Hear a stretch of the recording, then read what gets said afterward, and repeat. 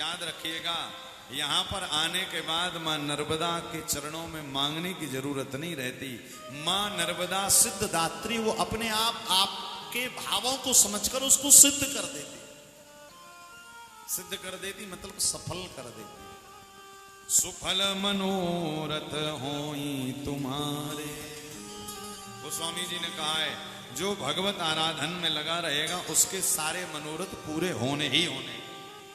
तो जैसे ये कथा, जैसे भागवत की कथा सूत और शनकादिक संवाद है, शौनकादि ऋषि और सूत जी के बीच में संवाद है, इसी प्रकार श्री शिव महापुराण भी कहते हैं 1 करोड़ श्लोक से इसमें 24,000 श्लोकों, जो हम कथा सुनेंगे या सुन रहे हैं, ये 24,000 श्लोकों वाला शिव पुराण है। और ये मिलता कब है? तो कहते भैया जब जीवन में पुण्य की अधिकता होती है। अरे पुण्य बिना सुख होए नहीं, होए न दुख बिन पाप, काहू को दोष न दीजिए, समझे आपन आप। क्या कह रही शिव पुराण की कथा? पुण्य बिना सुख होए नहीं। समझिएगा इस बात को, ये संतों की बड़ी गहरी बात है। सुख की कामना सबको होती है, किंतु पुण्य कोई करना नहीं चाहता। क्या सब चाहते हैं महाराज सुखी हो जाए, किंतु पुण्य करना कोई नहीं चाहता। और संत लोग कह रहे हैं कि पुण्य बिना सुख होए नहीं। यदि आपको सुख चाहिए है, यदि आपको जीवन में भोग चाहिए, यदि आपको जीवन में सुख सुविधाएं चाहिए, तो पुण्य करना पड़ेगा।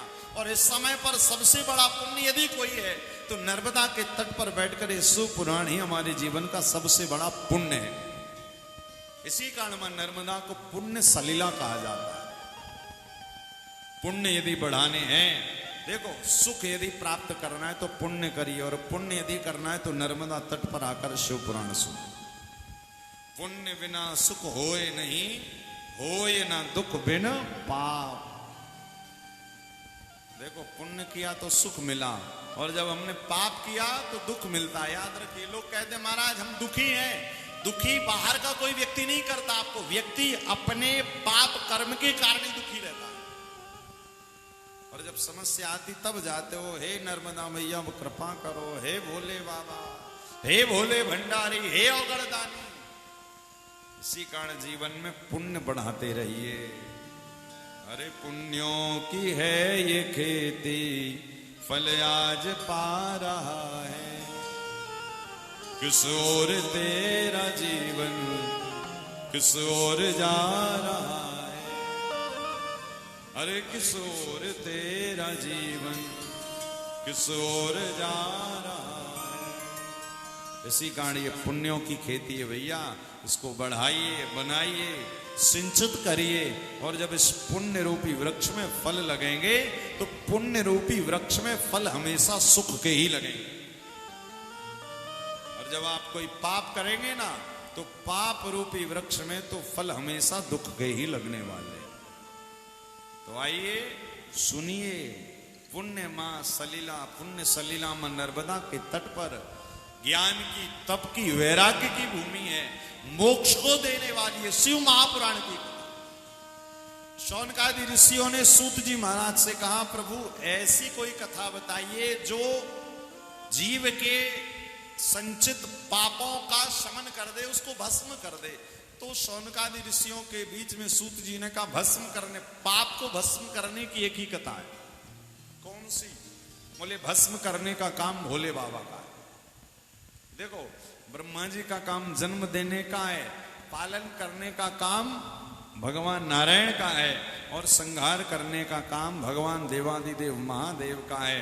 तो बोले यदि पाप भी आपको भस्म करने हैं तो केवल और केवल शिव पुराण की कथा का आश्रय लीजिए। ये तत्त साधने नाशो शुद्ध आत्मा विशेषता।